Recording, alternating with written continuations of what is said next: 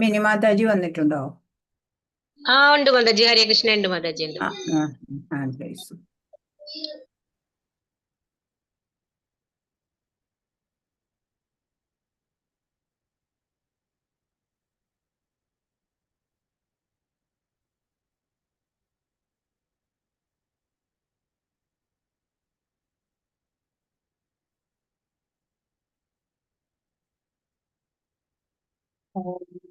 ഭഗവതേ വാസുദേവായ. ഓം നമോ ഭഗവതേ വാസുദേവായ. ഓം അജ്ഞാനതിമിരാന്ധസ്യ ജ്ഞാനാഞ്ജനശലാകയ ചക്ഷുരുന്മിലിതം യേന തസ്മൈ ശ്രീ ഗുരവേ.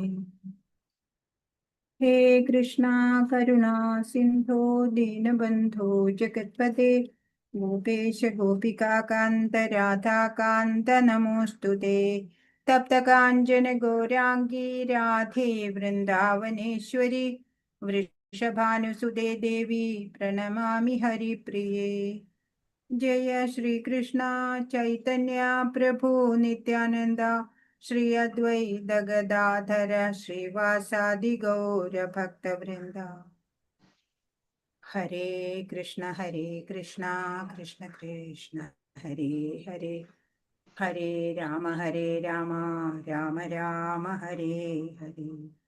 ഹരേ കൃഷ്ണ കൃഷ്ണ കൃഷ്ണ ഹരേ ഹരേ, ഹരേ രാമ രാമ ഹരേ ഹരേ. ശ്രീ ശ്രീ രാധാ ഗോവിന്ദ് की जय. श्रील प्रभुपाद की जय. गुरु महाराज की जय. ഹരേ കൃഷ്ണ. ഹരേ കൃഷ്ണ മാതാജി. ഹരേ കൃഷ്ണ. ഇസ്കോൺ മാംഗ്ലൂരിൽ നിന്നുള്ള ഭഗവത്ഗീത പഠനത്തിലേക്ക് എല്ലാവർക്കും സ്വാഗതം.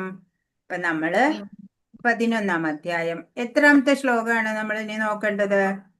31 മാതാജി. ശരി ശരി, 31.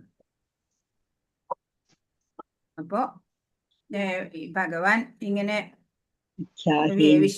വിശ്വരൂപം കാണിച്ചു അല്ലെ, ദർശനം എല്ലാവർക്കും കൊടുത്തു.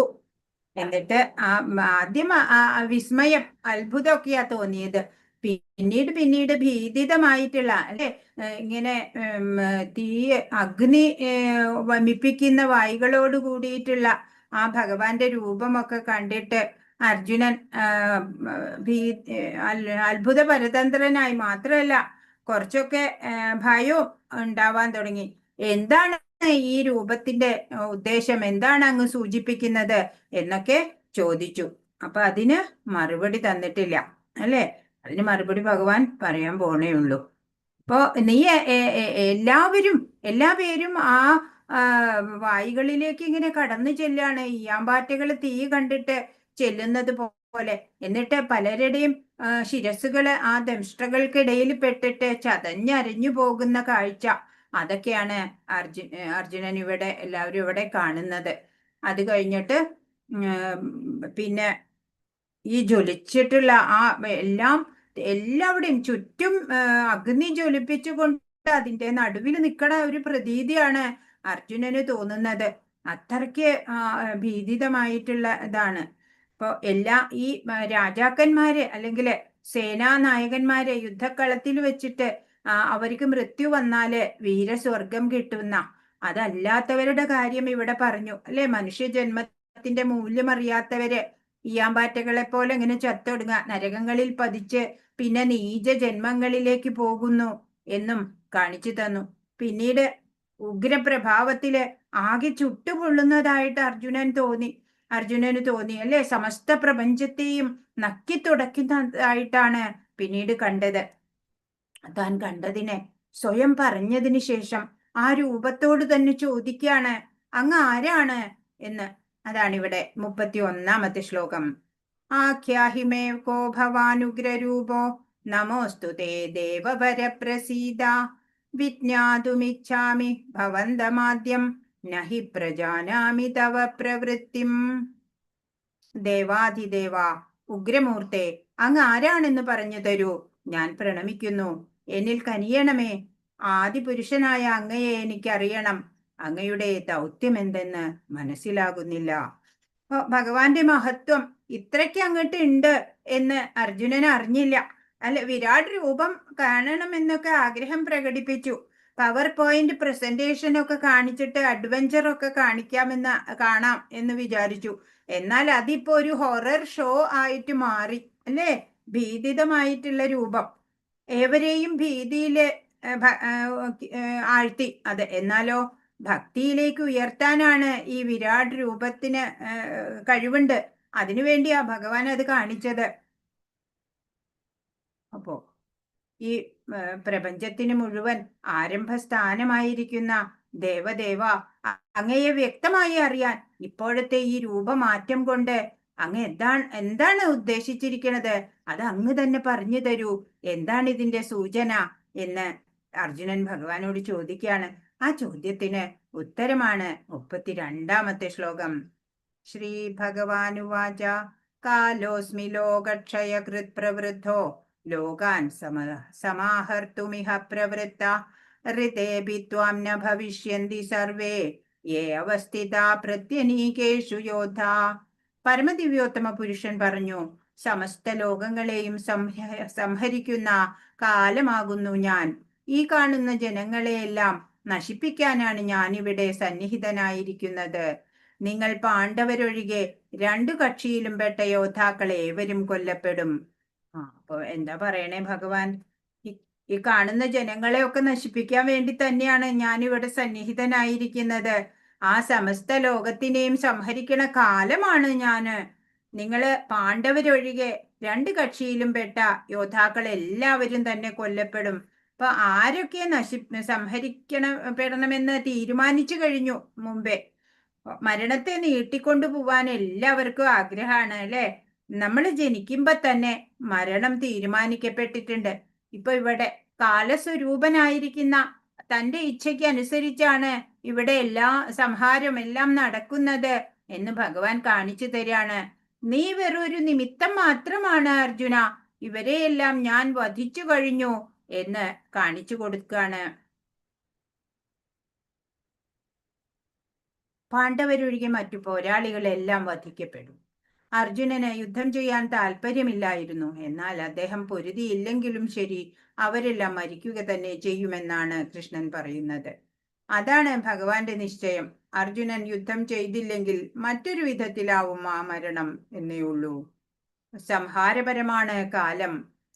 സകല പ്രതിഭാസങ്ങളും ഭഗവാന്റെ ഹിതമനുസരിച്ച് മറഞ്ഞു പോകണം എന്നാണ് പ്രകൃതി നിയമം അല്ലെ? ഈ ഭൗതികത നാശമുള്ളതാണ് അല്ലെ? അതെ, ഇന്നല്ലെങ്കിൽ നാളെ നശിക്കുക തന്നെ ചെയ്യും. ഞാനിവരെ കൊല്ലാൻ പോകുന്നു എന്ന മിഥ്യാധാരണ മാറ്റിക്കോളൂ. അർജുനൻ അതായിരുന്നു വിഷമം. ഇവരെയൊക്കെ വധിച്ചാല് പാപം കിട്ടില്ലേ എന്നൊക്കെ.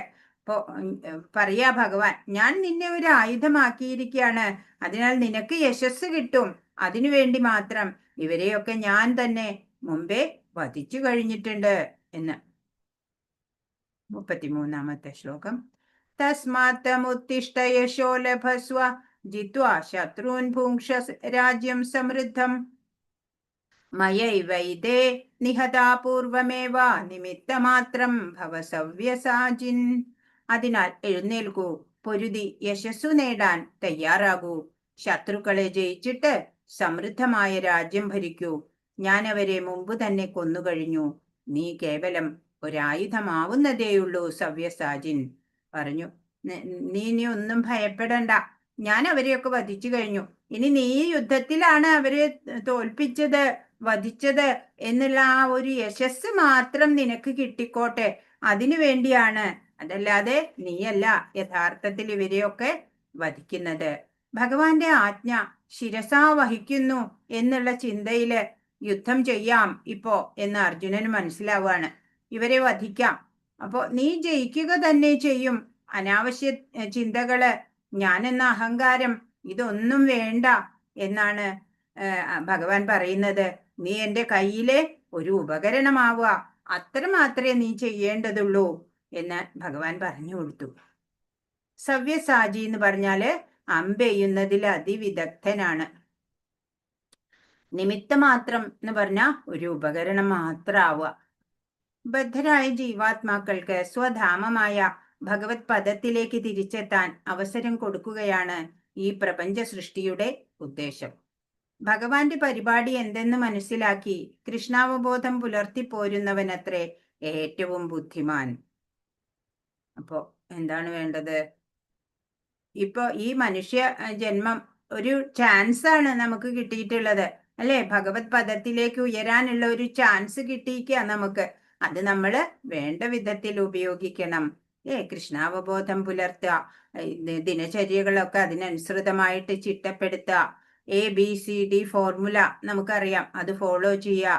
പിന്നെയോ 4 റെഗുലേറ്റീവ് പ്രിൻസിപ്പിൾസ്, പിന്നെ നാമജപം, അതൊക്കെ ചെയ്യുക. അങ്ങനെ നമുക്ക് ഭഗവാനിലേക്ക് എത്തണം. ആരെയെല്ലാമാണെന്ന് പ്രത്യേകമായിട്ട് എടുത്തു പറയാണ്. ഇനി ആരെയൊക്കെയാ വധിക്കണത്? 34-ാമത്തെ ശ്ലോകം.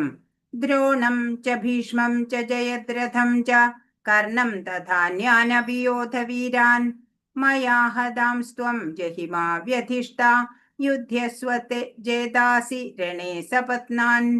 ഭീഷ്മർ, ദ്രോണർ, ജയദ്രഥൻ, കർണൻ എന്നിവരും മറ്റു മഹാരഥന്മാരും ഇപ്പോൾ തന്നെ എന്നാൽ കൊല്ലപ്പെട്ടു കഴിഞ്ഞു. അവരെ കൊല്ലുന്നതിൽ നിനക്ക് ദുഃഖം വേണ്ട. നീ പൊരുതുക മാത്രം ചെയ്താൽ മതി. ശത്രുക്കൾ തോറ്റുപോകും. ഇപ്പൊ ഭഗവാൻ ഒരു നോട്ടം നോക്കുമ്പോ തന്നെ ശത്രുപക്ഷത്തിലുള്ള എല്ലാ പേരുടെയും എല്ലാ ഊർജവും ഇല്ലാണ്ടാവും. പിന്നെ വെറുതെ ഒന്ന് പേരിനൊരു അമ്പെയ്താ മാത്രം മതി അർജുനൻ. നീ കൊല്ലുന്നുവെന്ന് മറ്റുള്ളവർക്ക് ഒന്ന് കാണിച്ചു കൊടുക്കുക, അത്രേ വേണ്ടൂ. ശരീരത്തിന് മുറിവേൽപ്പിക്കാനേ നിനക്ക് കഴിയുള്ളൂ. ജീവനെ ഞാനാണ് എടുക്കുന്നത് എന്നാണ് ഭഗവാൻ പറയുന്നത്. ഇപ്പൊ ഭഗവാൻ ഇത് ചെയ്തു എന്ന് ചിന്തിക്കുമ്പോൾ നമ്മൾ സ്വതന്ത്രരായി. പിന്നെ അല്ലെ, ഞാനാണ് ഇതിന്റെയൊക്കെ ഉത്തരവാദി എന്ന് ഓർക്കുമ്പോഴാ നമുക്ക് ഫലങ്ങള് അല്ലെ, പാപഭാരം ഏൽക്കേണ്ടി വരുന്നത്. അപ്പോ ഭഗവാനാണ് ഇതെല്ലാം ചെയ്യുന്നത് എന്നാണ് നമ്മൾ ചിന്തിക്കുന്നതെന്നുണ്ടെങ്കിലോ നമുക്ക് ഈ പാപഭാരത്തിൽ നിന്നൊക്കെ മുക്തി ഉണ്ടാവും, അല്ലെ? ഇപ്പൊ ഇതൊക്കെ കേട്ടിട്ട് എല്ലാ പരിപാടികളും പരമപുരുഷൻ നിശ്ചയിച്ചതുപോലെ തന്നെ നിറവേറുന്നു. എന്നാൽ കൃഷ്ണന്റെ ഇഷ്ടമനുസരിച്ച് അവ നിർവഹിച്ചതിനുള്ള ബഹുമതി ഭക്തന്മാർക്ക് ലഭിക്കണം എന്നാണ് കരുണാനിധിയായ ഭഗവാന്റെ ഇംഗിതം. അതിനാൽ ഏവരും ഒരു ആധ്യാത്മിക ആചാര്യന്റെ സഹായത്താൽ ഭഗവാനെ പറ്റി മനസ്സിലാക്കുകയും കൃഷ്ണാവബോധത്തോടെ പ്രവർത്തിക്കുകയും ചെയ്യുന്ന ഒരു പദ്ധതിയിലൂടെയാണ് ജീവിതം മുന്നോട്ട് നീക്കേണ്ടത്. അപ്പൊ എപ്പോഴും പറയും, എല്ലാ ശാസ്ത്രങ്ങളും പറയുമല്ലേ, നമുക്ക് ആത്മീയ പുരോഗതിക്ക് വേണ്ടിയിട്ട് ഒരു ഗുരു വേണം എന്തായാലും, അല്ലെ? ഒരു ആധ്യാത്മിക ആചാര്യന്റെ നിർദ്ദേശാനുസരണം, അല്ലെ, ശിക്ഷണത്തിൽ വേണം നമ്മൾ പ്രവർത്തിക്കാൻ. അപ്പോഴാണ് നമുക്ക് പുരോഗതി പെട്ടെന്ന് ഉണ്ടാവുക. ഇത് കേട്ടിട്ട് സഞ്ജയൻ പറയാണ്, 35-ാമത്തെ ശ്ലോകം. സഞ്ജയ ഉവാച ഏതശ്രുത്വാ വചനം കേശവസ്യ കൃതാഞ്ജലിർവേപമാന കിരീടി നമസ്കൃത്വാ ഭൂയ ഏവാഹ കൃഷ്ണം സഗദ്ഗദം ഭീത പ്രണമ്യ. സഞ്ജയൻ ധൃതരാഷ്ട്രരോട് പറയാണ്, രാജാവേ, ഭഗവാന്റെ ഈ വാക്കുകൾ കേട്ടിട്ട് അർജുനൻ വിറപൂണ്ട് വീണ്ടും വീണ്ടും കൈകൂപ്പി ഭയത്തോടെ ഇടറുന്ന സ്വരത്തിൽ പറഞ്ഞു. താനൊന്നുമല്ല എന്ന് അർജുനൻ മനസ്സിലാക്കുകയാണ്. ഇതുവരെ വിചാരം ഉണ്ടായിരുന്നു ഞാനൊരു വില്ലാളി വീരനാന്നൊക്കെ ഓർത്തിട്ട് എല്ലാവരെയും യുദ്ധത്തിൽ തോൽപ്പിക്കും എന്നോർത്തിട്ടാണ് യുദ്ധത്തിന് ഒരുങ്ങി വന്നത്, അല്ലെ? 13 വർഷമായിട്ട് കാത്തിരിക്കുകയായിരുന്നു. ഒരു ചാൻസ് കിട്ടിയ ഈ യുദ്ധം ചെയ്ത് കൗരവരെ എല്ലാം തോൽപ്പിക്കും എന്ന് പ്രതിജ്ഞ എടുത്തിട്ട് വന്നതാണ് അർജുനൻ. പിന്നീടോ എല്ലാ പൂജനീയരായവരെയൊക്കെ വധിക്കണമല്ലോ എന്ന് കണ്ടപ്പോഴ് അർജുനൻ ആകെ തളർന്നു പോയിണ്ടായിരുന്നു. ഇപ്പോഴ് അർജുനന് മനസ്സിലായി, എന്റെ കഴിവ് കൊണ്ട് ഒന്നും നേടാനാവില്ല. ഭഗവാനിൽ ശരണാഗതി ചെയ്താൽ മാത്രമാണ് എനിക്ക് എന്തെങ്കിലും സാധ്യമാവുള്ളൂ എന്ന്. ഞാനിപ്പോ ഒന്നുമല്ല. ഭഗവാന്റെ ആ സർവജ്ഞത്വം, അല്ലെ, ഭഗവാന്റെ ആ ശ്രേഷ്ഠതമമായിട്ടുള്ള സ്റ്റാറ്റസ് അത് എത്രയുണ്ട് എന്ന് അർജുനൻ നല്ലതുപോലെ ബോധ്യം വന്നു. കൃഷ്ണന്റെ വിശ്വരൂപം ദർശിച്ചതുകൊണ്ട് അർജുനൻ അത്ഭുത ആക്രാന്തനായി പോയി. വീണ്ടും വീണ്ടും ആദരപൂർവ്വം കൃഷ്ണനെ കൈകൂപ്പി വന്ദിച്ചു. ഇടറുന്ന സ്വരത്തിൽ പ്രാർത്ഥിച്ചു. സ്നേഹിതന്റെ നിലയിലല്ല, അമ്പരപ്പാർന്ന ഭക്തന്റെ നിലയിലായിരുന്നു അപ്പോൾ അദ്ദേഹം. ഇനി 36-ാമത്തെ ശ്ലോകം.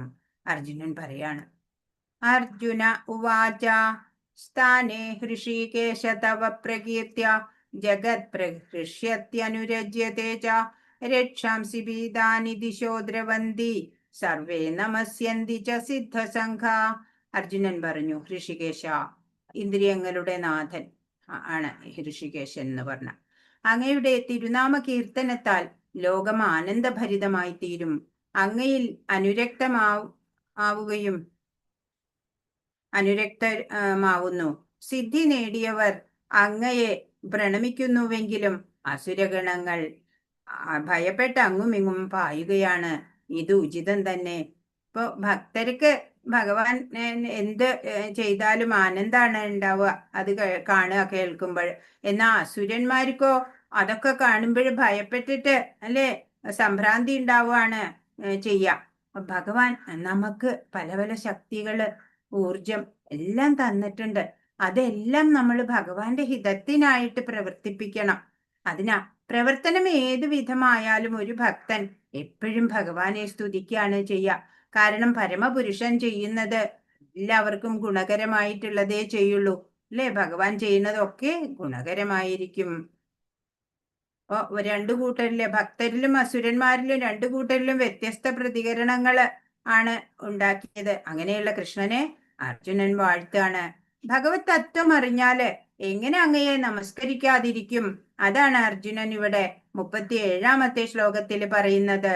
കസ്മാച്ഛതേന നമേരൻ മഹാത്മൻ ഗരീയസേ ബ്രഹ്മണോപ്യാദികത്രേ അനന്തദേവേശ ജഗന്നിവാസ ത്വമക്ഷരം സദസത്തത്പരം യത്. ബ്രഹ്മാവിനേക്കാളും ശ്രേഷ്ഠനായ പുരുഷോത്തമ, അങ്ങാണല്ലോ ആദിമനായ സൃഷ്ടാവ്.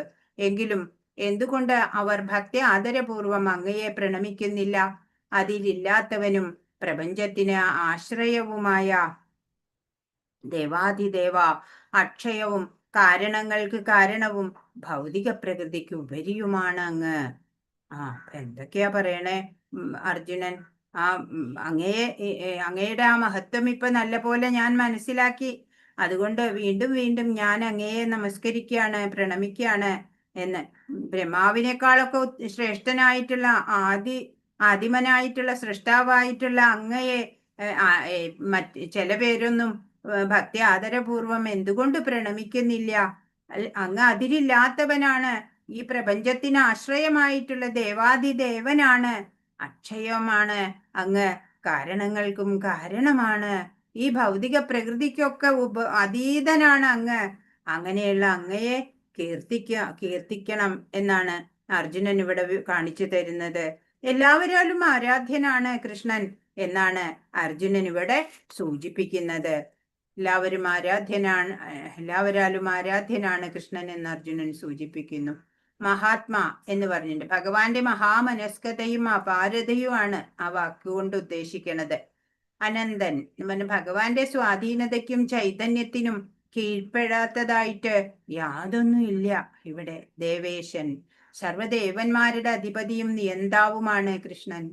അക്ഷരം, ഈ ഭൗതിക സർഗം നശിച്ചു പോകുന്നതാണെങ്കിലും ഭഗവാനോ നശ്വരതയ്ക്ക് അതീതനാണ്. ഭഗവാൻ ഒരിക്കലും നാശയില്ല അല്ലേ. അവ്യയനാണ് അല്ലേ. ഭഗവാൻ ശാശ്വതനാണ്. ഹരേ കൃഷ്ണ. അപ്പൊ ഭഗവാനെ എത്ര തന്നെ സ്തുതിച്ചിട്ടും മതിയാവാതെ തുടരുകയാണ് അർജുനൻ. 38ാമത്തെ ശ്ലോകം. ത്വമാദിദേവ പുരുഷ പുരാണ ത്വമസ്യ വിശ്വസ്യ പരം നിധാനം വേത്താസി വേദ്യം ച പരം ച ധാമ ത്വയാ തദം വിശ്വമനന്തരൂപ. ആദിദേവനും പുരാണ പുരുഷനും പ്രപഞ്ച സൃഷ്ടിക്ക് ആധാരവും അങ്ങു തന്നെ. അറിയേണ്ടവനും അറിയുന്നവനും അങ്ങു തന്നെയാകുന്നു. ത്രിഗുണാതീതമായ അഭയസ്ഥാനം അങ്ങാണ്. ഹേ അനന്തരൂപ, ഈ ദൃശ്യപ്രപഞ്ചമെങ്ങും അങ്ങ് നിറഞ്ഞു നിൽക്കുകയാണ്. പ്രപഞ്ച രഹസ്യങ്ങള് അറിയാൻ ഭഗവാനെ അറിഞ്ഞാൽ മതി അല്ലേ. അപ്പോ അർജുനൻ പറയാണ് നമ്മളോട്, അറിയാമോ നിങ്ങൾക്ക് ഇവിടെ എല്ലാം ഭഗവാനാണ്. അങ്ങനെ വിളിച്ചു പറയാണ് അർജുനൻ, ആഹ്വാനം ചെയ്യാണ് അല്ലേ എല്ലാവരോടും. ഇവിടെ മറ്റൊന്നുമില്ല, ഭഗവാൻ മാത്രമേ ഉള്ളൂ എന്ന്. എപ്പോഴും നമുക്ക് സുഹൃത്തായിട്ട് ഭഗവാൻ മാത്രാണ് ഉള്ളത് അല്ലെ? മരണത്തിന് ശേഷം ഇവിടത്തെ സുഹൃത്തുക്കളോ ബന്ധുക്കളോ ഒന്നും ഒപ്പം കാണില്ല. ജീവിതകാലം മുഴുവൻ ഭഗവാനെ സ്മരിച്ചുകൊണ്ട് ഭഗവത് സേവനം ചെയ്യുന്ന ആളെ മരണശേഷം ഭഗവാൻ സ്മരിക്കും എന്നാണ്. നമ്മൾ അഥവാ ആദി കൊണ്ടോ വിഷമം കൊണ്ടൊക്കെ ഭഗവാനെ ആ മരണവേളയില് പ്രയാണ കാലത്തില് സ്മരിക്കാൻ സാധിച്ചില്ലെങ്കിലും ഒരു ഭക്തനെ ഭഗവാൻ തന്നെ സ്മരിക്കും എന്നാണ്. അപ്പൊ ഭഗവാൻ എപ്പോഴും നമ്മുടെ ഹെൽപ്പിന് വരുന്നുണ്ട് അല്ലെ? നിധാനം എന്നതുകൊണ്ട് സർവ ആവിഷ്കാരങ്ങളും ബ്രഹ്മജ്യോതിസ് പോലും കൃഷ്ണനിൽ വിശ്രമിക്കുന്നു എന്ന് സ്പഷ്ടം. ഈ പ്രപഞ്ചത്തിൽ സംഭവിക്കുന്നത് എന്തും ഭഗവാൻ അറിയാം. അറിവിനൊരു അതിരുണ്ടെങ്കിൽ അത് ഭഗവാനാണ്. അതുകൊണ്ട് വേദ്യനും വേത്താവും അദ്ദേഹം തന്നെയാണ്. അങ്ങ് എല്ലാമാണ് എന്ന് പറഞ്ഞു. ഇനി വിസ്തരിച്ച് ഓരോന്നും പറയാണ്. ഏതെല്ലാമാണ് ഭഗവാൻ എന്ന് പറയാണ് 39ാമത്തെ ശ്ലോകം തൊട്ട്.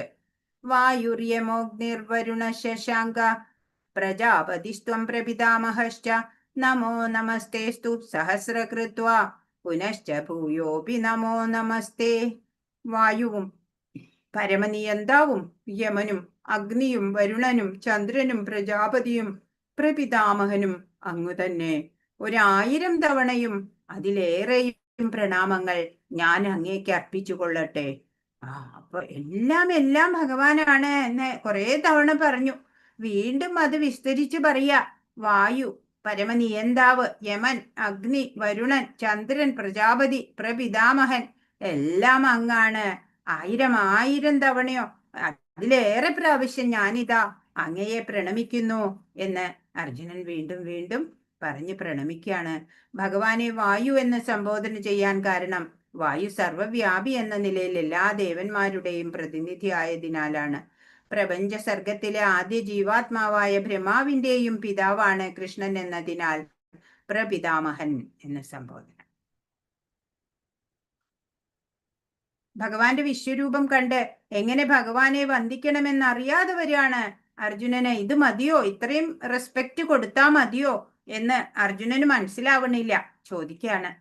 നമ പുരസ്താദഥ പൃഷ്ഠതസ്തേ നമോസ്തുതേ സർവദയേവ സർവ അനന്തവീര്യാമിത വിക്രമസ്ത്വം സർവം സമാപ്നോഷി തദോസി സർവ. മുന്നിൽ നിന്നും പിന്നിൽ നിന്നും എല്ലാ ഭാഗത്തു നിന്നും ഞാൻ അങ്ങയെ പ്രണമിക്കട്ടെ. അതിരറ്റ ശക്തിമാനെ, അങ്ങ് നിസ്സീമമായ ശക്തിയുടെ ഉടമയാണ്. സർവവ്യാപിയാകയാൽ അങ്ങ് എല്ലാമാണ്. മുമ്പിൽ നിന്ന് മാത്രം നമസ്കരിച്ചിട്ട് പ്രണമിച്ചിട്ട് അർജുനന് മതിയാവണില്ല അല്ലെ? മുന്നിൽ നിന്നും പിന്നിൽ നിന്നും എല്ലാ ഭാഗത്തു നിന്നും ഞാൻ അങ്ങയെ പ്രണമിച്ചോട്ടെ. അതിരറ്റ ശക്തിമാനാണ് അങ്ങ്.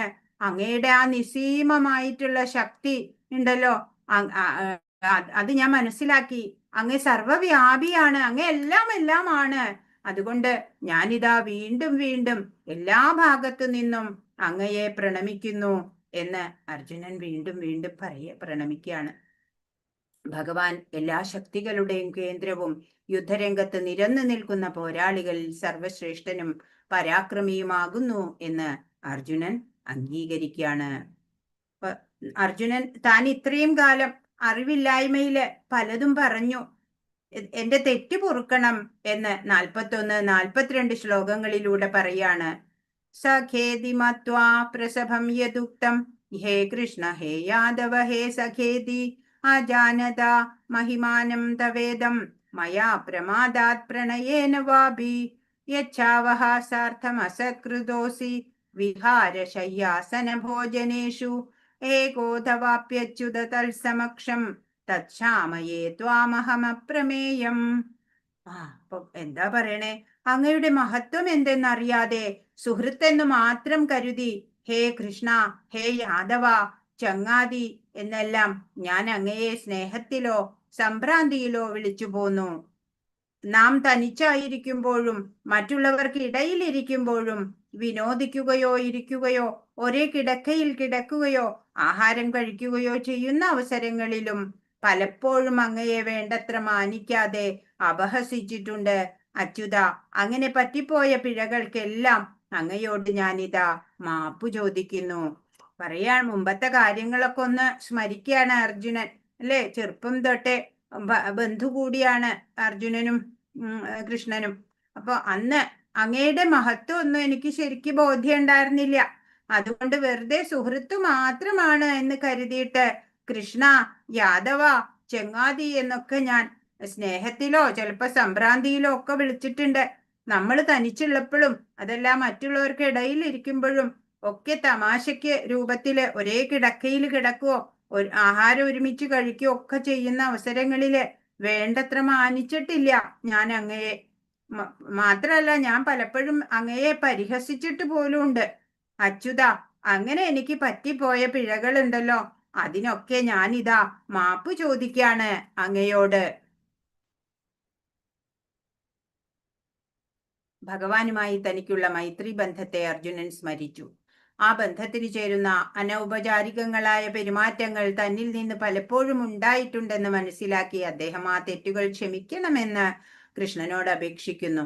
എങ്കിലും അത്രയേറെ വിഭൂതികൾക്ക് അധിപതിയായ കൃഷ്ണൻ കരുണാനിധിയാകയാൽ അർജുനനെ സുഹൃത്തായി തന്നെ കരുതി പെരുമാറി. അതാണ് ഭക്തനും ഭഗവാനും തമ്മിലുള്ള ദിവ്യമായ പരസ്പര പ്രേമബന്ധം, അല്ലെ? ഭഗവാൻ ഭക്തവത്സലൻ. ജീവാത്മാവിന് കൃഷ്ണനോടുള്ള ബന്ധം സനാതനമാണ്, അത് മറക്കാനാവാത്തതാണെന്ന് അർജുനന്റെ പെരുമാറ്റത്തിൽ നിന്ന് വ്യക്തമാവുന്നു. നമ്മുടെ ബന്ധം ആ നിത്യബന്ധു ഭഗവാനാണ്, അല്ലെ? ഭഗവാനുമായിട്ടുള്ള ആ ജീവാത്മാവിന്റെ ബന്ധം സനാതനമായിട്ടുള്ളതാ, അതിപുരാതനമായിട്ടുള്ളതാ. ഇപ്പോഴത്തെ ഭർത്താവ്, ഭാര്യ, മക്കള് ഇതൊക്കെ ഈ ജന്മത്തിലെ മാത്രം ബന്ധാണ്, അല്ലെ? അപ്പൊ ഭഗവാനാണ് നമ്മുടെ നിത്യബന്ധു. താൻ ഭഗവാനെ എങ്ങനെയാണ് മനസ്സിലാക്കിയത് എന്ന് ഒന്നുകൂടെ പറയാണ് അർജുനൻ 43-ാമത്തെ ശ്ലോകത്തില്. പിതാസി ലോകസ്യ ചരാചരസ്യ ത്വമസ്യ പൂജ്യശ്ച ഗുരുർഗരീയാൻ ന ത്വൽസമോ സത്യഭ്യധിക കുതോന്യോ ലോകത്രയേപ്യപ്രതിമ പ്രഭാവ. ചരാചരങ്ങളെല്ലാം ഉൾക്കൊള്ളുന്ന ഈ പ്രപഞ്ച സർഗത്തിന്റെ പിതാവാണങ്ങ്. ആ പ്രപഞ്ചത്തിന്റെ ആരാധ്യ പ്രമുഖനായ പരമോന്നത ആധ്യാത്മിക ഗുരുവും അങ്ങു തന്നെ. അങ്ങേക്ക് സമനായോ സമനാവാൻ കഴിവുള്ളവരായിട്ടോ മറ്റാരുമില്ല. അങ്ങനെയാകിൽ ഹേ അതുല്യ പ്രഭാവനെ, 3 ലോകങ്ങളിലും അങ്ങയേക്കാൾ ശ്രേഷ്ഠനായിട്ട് ആരാണുള്ളത്? ആരുമില്ല, അല്ലെ? 3 ലോകങ്ങളിലും ശ്രേഷ്ഠനായിട്ട് അങ്ങയെ അറിയാം. അങ്ങനെ ഭഗവാനെ അറിഞ്ഞാൽ എല്ലാം അറിഞ്ഞു, അല്ലെ? ഈ പ്രപഞ്ച സർഗത്തിന്റെ തന്നെ പിതാവാണ് ഭഗവാൻ. ആരാധ്യ പ്രമുഖനായിട്ടുള്ള പരമോന്നത ആധ്യാത്മിക ഗുരു, ജഗത് ഗുരുവാണ് അങ്ങ്. അങ്ങേക്ക് സമനായിട്ടോ തുല്യനാവാൻ കഴിവുള്ളവരൊന്നും ആരുമില്ല. അങ്ങേക്ക് തുല്യം അങ്ങു മാത്രമേ ഉള്ളൂ. ഇപ്പൊ അതുല്യ പ്രഭാവനാണ്. 3 ലോകങ്ങളിലും അങ്ങയേക്കാൾ ശ്രേഷ്ഠനായിട്ട് ആരും തന്നെ ഇല്ല എന്ന്. ഇപ്പൊ നമ്മൾ 4-ാമത്തെ അധ്യായത്തിൽ കണ്ടു, ജന്മ കർമ്മ ച മേ ദിവ്യം ഏവം യോ വേത്തി തത്വത ത്യക്ത്വാ ദേഹം പുനർജന്മ നൈതി മാമേതി സോ അർജുന. ആ ഭഗവാന്റെ ജന്മം, കർമ്മങ്ങള് ഇതൊക്കെ നമ്മൾ ശരിയായി മനസ്സിലാക്കുക. അങ്ങനെ മനസ്സിലാക്കിയവർക്ക് പിന്നെ ജനിമൃതികളില്ല. ഇപ്പൊ വിശ്വമനസ്സായിട്ടുള്ള ആ ഭഗവാൻ എന്റെ തെറ്റുകൾ പൊറുക്കണം എന്ന് അർജുനൻ പറയാണ്. എന്നോട് ക്ഷമിക്കണം എന്ന് ഒരു ഉപമയോട് കൂടിയിട്ട് പറയാണ്. ആത്മീയ ഭൗതിക ലോകങ്ങളിൽ ഒരിടത്തും കൃഷ്ണന് തുല്യനോ കൃഷ്ണനേക്കാൾ വലിയവനോ ആയിട്ട് ആരുമില്ല. എല്ലാവരും അദ്ദേഹത്തിന് താഴെയാണ്. അദ്ദേഹത്തിന് ശരീരത്തിനും ഇന്ദ്രിയങ്ങൾക്കും മനസ്സിനും തമ്മിൽ വ്യത്യാസമില്ല. അദ്ദേഹത്തിന്റെ ഇന്ദ്രിയങ്ങൾ നമ്മുടേതുപോലെ അല്ലെങ്കിലും ഐന്ദ്രിയ പ്രവർത്തനങ്ങളെല്ലാം നിഷ്പ്രയാസം സാധ്യങ്ങളാണ് എന്നും പറയപ്പെടുന്നുണ്ട് ഉപനിഷത്തില്. എന്നോട് ക്ഷമിക്കണം എന്ന് ഉപമയോടുകൂടി പറയാണ് 44.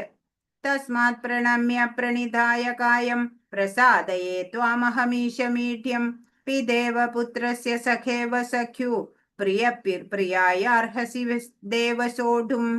സകല ജീവജാലങ്ങൾക്കും ആരാധ്യനായ ഭഗവാനെ, അങ്ങയെ ഞാൻ സാഷ്ടാംഗം പ്രണമിക്കുന്നു.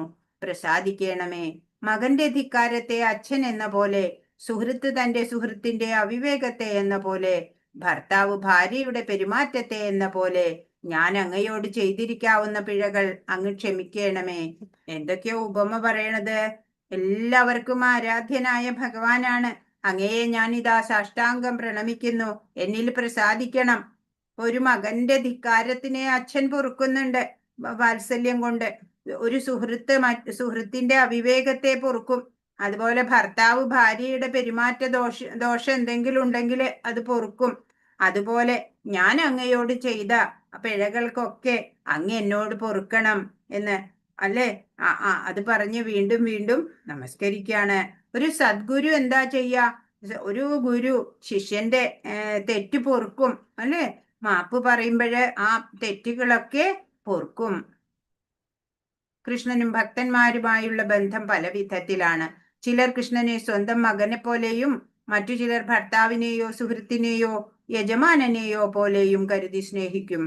ഒരച്ഛനോ ആത്മമിത്രമോ ഭർത്താവോ ക്ഷമിക്കുന്നത് പോലെ ഭഗവാനും ഭക്തന്റെ തെറ്റിനെ പൊറുക്കും.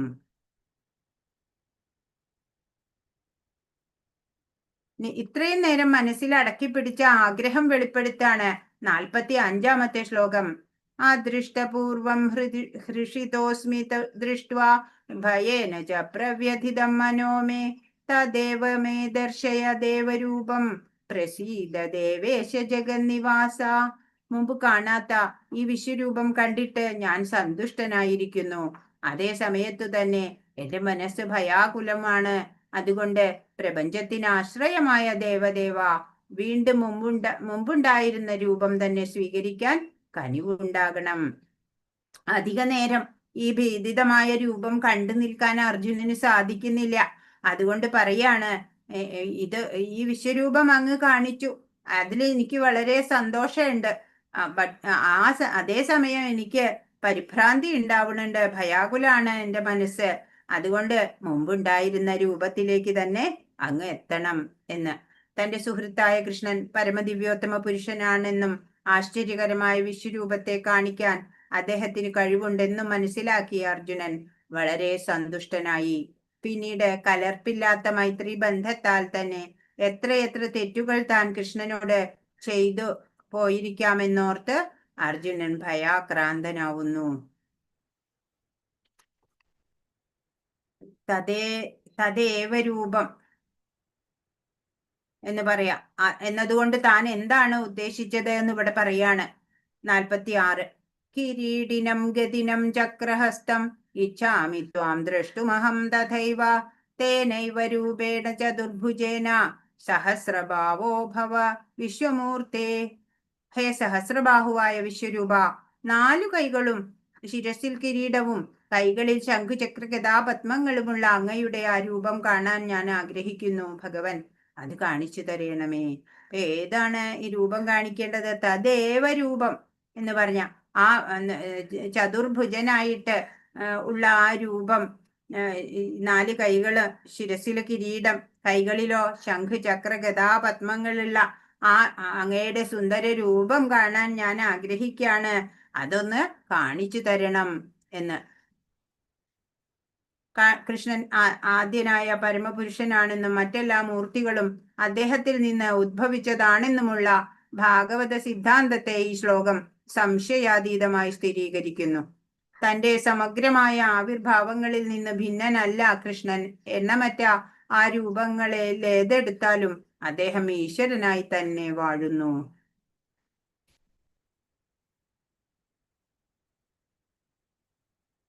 ഈ വിശ്വരൂപത്തെ കൂടുതൽ സമയം കാണിക്കാൻ ഭഗവാനും ഉദ്ദേശിച്ചില്ല. പറയാണ്, ശ്രീ ഭഗവാനുവാച മയാ പ്രസന്നേന തവാർജുനേദം രൂപം പരം ദർശിതമാത്മയോഗാത് തേജോമയം വിശ്വമനന്തമാദ്യം യന്മേ ത്വദന്യേന ന ദൃഷ്ടപൂർവം. ശ്രീ ഭഗവാൻ പറഞ്ഞു, ഹേ അർജുന, നിന്നിൽ സന്തുഷ്ടനായ ഞാൻ അന്തരംഗ ശക്തിയാൽ ഭൗതിക പ്രപഞ്ചത്തിൽ അന്തർഹിതമായ എന്റെ ഈ വിശ്വരൂപം കാട്ടിത്തന്നു. ആദിമവും അവസാനമില്ലാത്തതും തേജോമയവുമായ ഇത് നീയൊഴികെ ആരും മുമ്പ് കണ്ടിട്ടില്ല. അപ്പൊ പറയാണ്, ഈ അർജുനൻ ഭക്തൻ ആണ്. വളരെ അർജുനനില് വളരെ സന്തോഷവാനായ ഭഗവാൻ തന്റെ അന്തരംഗ ശക്തിയാല് ഈ വിശ്വരൂപം കാട്ടിക്കൊടുത്തു അല്ലേ? ആദിമമാണത്, അവസാനം ഇല്ലാത്തതാ. തേജോമയമായിട്ടുള്ള ആ രൂപം ഉണ്ടല്ലോ, നീയൊഴികെ ആരും ഇവിടെ കണ്ടിട്ടില്ല എന്ന് അർജുനൻ പറയാണ്. സോറി, കൃഷ്ണൻ പറയാണ്. അപ്പോ ഭഗവാന്റെ ആ സർവജ്ഞത്വം എല്ലാം മനസ്സിലാക്കി കഴിഞ്ഞ അർജുനനാണ് അല്ലേ. ഇടയ്ക്കൊരു കാര്യം പറയട്ടെ. രാവണവധമൊക്കെ കഴിഞ്ഞു. രാത്രി കുടീറിന് മുമ്പില് ശ്രീരാമചന്ദ്ര പ്രഭു ഇങ്ങനെ ഒരു സ്ത്രീയുടെ നിഴല് കാണുകയാണ്. അപ്പൊ ഈ ചോദിച്ചു, ഇതാരാണ് എന്ന് ചോദിക്കുകയാണ് ശ്രീരാമചന്ദ്ര പ്രഭു. അപ്പോ പറഞ്ഞു, ഞാൻ രാവണ പത്നി മണ്ഡോദരിയാണ് എന്ന് പറയാ. അപ്പോ ശ്രീരാമൻ ചോദിച്ചു, അമ്മേ എന്താ വന്നത് എന്ന്, എന്തെങ്കിലും പ്രയാസമുണ്ടോ എന്ന് ചോദിക്കാണ്. പറഞ്ഞു, ധീരശൂര പരാക്രമിയായിട്ടുള്ള എന്റെ പതിക്ക് ആരുടെ മുമ്പിലാണ് തോൽക്കേണ്ടി വന്നത്? ആ ശ്രീരാമനെ ഒന്ന് കാണണം എന്ന്. അപ്പൊ ശ്രീരാമൻ ചോദിച്ചു, അമ്മേ അദ്ദേഹത്തിലില്ലാത്ത എന്താണ് ഇപ്പൊ എന്നിൽ അങ്ങ് കാണുന്നത് എന്ന് ചോദിക്കാണ്. അപ്പൊ മണ്ഡോദരി പറഞ്ഞു, എന്റെ പതി അന്യന്റെ പത്നിയെ അപഹരിച്ചു. എന്നാൽ അങ്ങോ ഒരു സ്ത്രീയുടെ നിഴല് കണ്ടപ്പോഴേക്കും അമ്മേ എന്ന് പറഞ്ഞ് എഴുന്നേറ്റു. അങ്ങ് ധീരനാണ്, വീരനാണ് അല്ലേ, വീര ഹനുമാൻ എന്റെ സ്വാമിയാണ് എന്ന് പറഞ്ഞിട്ട് തൊഴുത് നമസ്കരിക്കുകയാണ്. ഭഗവാന്റെ മഹത്വം എല്ലാവർക്കും മനസ്സിലാവില്ല. അത് മനസ്സിലാക്കാനും ഉള്ളില് ഭക്തി വേണം അല്ലേ. ഇപ്പൊ രാവണ പത്നിയായിട്ടുള്ള മണ്ഡോദരിക്ക് പോലും ഭഗവാനില് അകമഴിഞ്ഞ ഭക്തിയായിരുന്നു അല്ലേ. അപ്പോ രാമൻ അവധത്തില് അയോധ്യയില് ജനിച്ച വേളയില് 1 മാസത്തോളം സൂര്യൻ അനങ്ങിയില്ല, മറിഞ്ഞില്ല എന്നാണ്. എന്താ കാരണം? എനിക്ക് രാമനെ കാണാതെ വയ്യ എന്ന് പറഞ്ഞു. എന്നാൽ അപ്പോൾ ചന്ദ്രന് വിഷമായി. എനിക്ക് രാമനെ കാണാനാവണില്ല എന്ന്. അപ്പൊ ശ്രീരാമൻ പറഞ്ഞു, വിഷമിക്കേണ്ട, എന്റെ പേരിനൊപ്പം നീ ഉണ്ടാവും, ശ്രീരാമചന്ദ്രൻ. അങ്ങനെ അപ്പൊ ഭക്തരുടെ വത്സലനായിട്ടുള്ള ഭഗവാന്റെ കാര്യങ്ങളും നമ്മൾക്ക് പുരാണങ്ങളിലൂടെ ഒക്കെ നമുക്കും കണ്ടെത്താൻ നമുക്ക് സാധിക്കുന്നുണ്ട് അല്ലേ. അപ്പൊ ആ ഭഗവാന്റെ ആ മഹത്വം നമ്മൾ എപ്പോഴും ഓർക്കണം. ഭഗവാനിൽ ഏകാഗ്ര മനസ്സുള്ളവർക്ക് മാത്രമേ ഭഗവാനെ കാണാൻ സാധിക്കുള്ളൂ. അതാണ് ഇവിടെ 48ാമത്തെ ശ്ലോകം പറയണത്. ന വേദയജ്ഞാധ്യയനൈർനദാനൈർ ന ചക്രിയാഭിർന തപോഭിരുഗ്രൈ ഏവം രൂപ ശക്യാഹം നൃലോകേ ദ്രഷ്ടും തദന്യേന കുരുപ്രവീര. ഹേ കുരുശ്രേഷ്ഠ, എന്റെ ഈ വിശ്വരൂപം നീയല്ലാതെ മറ്റാരും ഇതുവരെ കണ്ടിട്ടില്ല. വേദാധ്യയനം, യജ്ഞാനുഷ്ഠാനം, ദാനം, തപസ് എന്നിവ കൊണ്ടോ പുണ്യകർമ്മങ്ങൾ കൊണ്ടോ ഭൗതിക ലോകത്തിൽ ആർക്കും എന്റെ ഈ രൂപം ദൃശ്യമാവില്ല. ഇപ്പൊ എന്താ പറയണേ? ഈ യജ്ഞാനുഷ്ഠാനോ വേദാധ്യയനോ ദാനോ തപസ്സോ അതുകൊണ്ടൊന്നും, അങ്ങനെയുള്ള പല പുണ്യകർമ്മങ്ങൾ ചെയ്തുകൊണ്ടിരിക്കണ പേരുണ്ട് അല്ലെ, അതുകൊണ്ടൊന്നും ഈ ഭൗതിക ലോകത്തില് ഈ വിശ്വരൂപം ആർക്കും കാണാൻ സാധിക്കില്ല. അങ്ങനെയുള്ള രൂപമാണ് ഞാൻ നിനക്ക് കാണിച്ചത് എന്ന്. ആർക്കാണ് ദിവ്യ ദർശനം സാധ്യമാവുക? ഒരു ദേവന്റെ നിലയിലെത്തിയവർക്കേ ദിവ്യ ദൃഷ്ടി കൈവരൂ. ആരാണ് ദേവൻ? വിഷ്ണു ഭക്തന്മാരാണ് ദേവന്മാർ എന്ന് വേദ സിദ്ധാന്തം. ദാനം, തപസ്, വേദ പഠനം ഇവയെല്ലാം അനുഷ്ഠിച്ചാലും അർജുനനെ പോലെ കൃഷ്ണ ഭക്തനല്ലാത്ത പക്ഷം ഒരാൾക്ക് വിശ്വരൂപ ദർശനം സാധിക്കില്ല.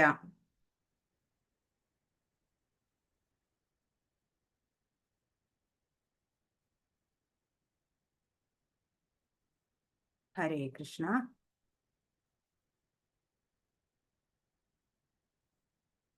ഇപ്പൊ എന്താ പറയണേ? 48 കഴിഞ്ഞു അല്ലെ. അപ്പൊ ചിത്തശുദ്ധി വരണം. ശരണാഗതി അടഞ്ഞ ഒരാൾക്ക് മാത്രമാണ് ഈ ദിവ്യ ദർശനം ലഭിക്കുള്ളൂ എന്ന് ഭഗവാൻ നമുക്ക് പറഞ്ഞു തരാണ്. അപ്പൊ അർജുനൻ ആവശ്യപ്പെട്ടതുപോലെ തന്റെ പഴയ രൂപത്തിലേക്ക് മാറുകയാണ്. 49ാമത്തെ ശ്ലോകം. മാ ദേവ്യഥാ മാജ വിമൂഢഭാവോ ദൃഷ്ട്വാ രൂപം ഘോരമീ ദൃങ്മമേദം പ്രീതമനാ പുനസ്ത്വം തദേവ മേ രൂപമിതം പ്രപശ്യ. എന്റെ ഈ ബീഭത്സമായിട്ടുള്ള രൂപം കണ്ടിട്ട് നീ അസ്വസ്ഥനാവുകയും സംഭ്രാന്തനാവുകയും ചെയ്തു. അത് ഇതോടെ തീരട്ടെ. എന്റെ ഭക്തനായ നീ ഇനി സ്വസ്ഥത കൈവരിക്കൂ. ശാന്തമനസ്കനായി നിനക്കിപ്പോൾ നീ ആഗ്രഹിക്കുന്ന രൂപം കാണാം. അപ്പൊ പറയാണ്, ഏതാ ആഗ്രഹിക്കുന്ന രൂപം? സൗമ്യ രൂപമാണ് അല്ലെ. ഭഗവാന്റെ ആ 2 കൈകളുള്ള രൂപം, അതാണ് എല്ലാ ഭക്തരും കാണാനും ആരാധിക്കാനും ആഗ്രഹിക്കുന്ന ആ രൂപം, അത് ഞാൻ നിനക്ക് കാണിച്ച് അതിലേക്ക് ഞാൻ മാറാം എന്ന് ഭഗവാൻ പറയാണ്. ദുര്യോധനാദികൾ കുരുസഭയിൽ വെച്ച് പാഞ്ചാലിയെ വസ്ത്രാക്ഷേപം ചെയ്തപ്പോൾ ഭീഷ്മരും ദ്രോണരും നിശബ്ദരായിരുന്നത് കൊണ്ട് സ്വകർത്തവ്യം നിറവേറ്റാതിരുന്ന ആ ഗുരുജനങ്ങൾ വധ്യരാണ് എന്ന് ഭഗവാൻ പറഞ്ഞു. ഒരു ഭക്ത വിശ്വരൂപ ദർശനത്തിൽ താല്പര്യം ഉണ്ടാവില്ല. ഒരാളിലെ പ്രേമഭാവനകൾ കൈമാറാൻ സഹായകമല്ല. യോഗിയുടെ ഒക്കെ ലെവലിലുള്ളവർക്കാണ് വിശ്വരൂപം കൊണ്ട് ആരാധന നടത്താൻ പറ്റുള്ളൂ. നമ്മളെ പോലുള്ള ഒരു അല്ലെങ്കിൽ സാധകര് ഒക്കെ ഭഗവാന്റെ സൗമ്യ വപു കാണാനാണ് ആഗ്രഹിക്കുക. ഭഗവാൻ തന്റെ കൃഷ്ണരൂപത്തെ കൈക്കൊണ്ടു എന്ന് സഞ്ജയൻ പറയാണ്. അപ്പോ സഞ്ജയ ഉവാച ഇത്യർജുനം വാസുദേവസ്തഥോക്ത്വാ സ്വകം രൂപം ദർശയാമാസ ഭൂയ ആശ്വാസയാമാസ ച ഭീതമേനം ഭൂത്വാ പുനഃ സൗമ്യ വപുർമഹാത്മാ. സഞ്ജയൻ ധൃതരാഷ്ട്രരോട് പറയാണ്, ഇങ്ങനെ അർജുനനോട് പറഞ്ഞിട്ട് പരമദിവ്യോത്തമ പുരുഷനായ കൃഷ്ണൻ തന്റെ യഥാർത്ഥമായ ചതുർഭുജ രൂപം കാണിച്ചു. പിന്നീട് ഭീതനായിരുന്ന അർജുനന് ധൈര്യം വരുത്താൻ ഇരു കൈകളോടുകൂടിയ തന്റെ സാധാരണ രൂപം കൈക്കൊള്ളുകയും ചെയ്തു. സൗമ്യവപു അല്ലേ, അത് ഈ വിശ്വവപു അല്ലാതെ സൗമ്യവപുവിലേക്ക് ഭഗവാൻ മാറി ഇരു കൈകളോട് കൂടിയിട്ടുള്ള അല്ലെ ആ യഥാർത്ഥ ചതുർഭുജ രൂപം ആദ്യം കാണിച്ചു. പിന്നീട് ഒന്നും കൂടെ സ്വസ്ഥത കൈവരാൻ വേണ്ടിയിട്ട് ആ ഇരു കൈകളുള്ള രൂപം കൂടെ രൂപത്തിലേക്ക് മാറി. ഭഗവാന്റേതാണ് വിശ്വമനസ്സാണ് അല്ലെ. ഇത്ര വലിയ വിശ്വരൂപത്തിൽ നിന്ന ആളിപ്പോ ആരായി? തേരാളിയായിട്ടിരിക്കുകയാണ്. അതാ ഇപ്പൊ അർജുനന്റെ പ്രയാസം അല്ലേ. ഇത്രയും ശ്രേഷ്ഠതമനായിട്ടുള്ള അവസ്ഥയിലുള്ള ഭഗവാൻ എന്റെ തേരാളിയായിട്ട് വരാം. പക്ഷെ ഭഗവാൻ അങ്ങനെയൊന്നുമില്ല. ഭഗവാന്റെ ആ ക്വാളിറ്റി എല്ലാവരും കണ്ടു പഠിക്കേണ്ടതാ അല്ലെ. വിശ്വവപുവിൽ നിന്ന് സൗമ്യ വപു ഇപ്പൊ സ്വീകരിച്ചു. മാത്രല്ല ഇപ്പൊ വീണ്ടും പഴയ തേരാളിയായിട്ട് മാറി അർജുനന്റെ.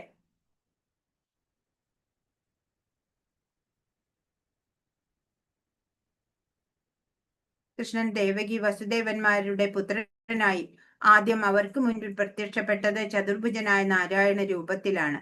പിന്നെ മാതാപിതാക്കളുടെ അപേക്ഷ അനുസരിച്ച് ഒരു സാധാരണ മനുഷ്യ ശിശുവിന്റെ രൂപം കൈക്കൊണ്ടു.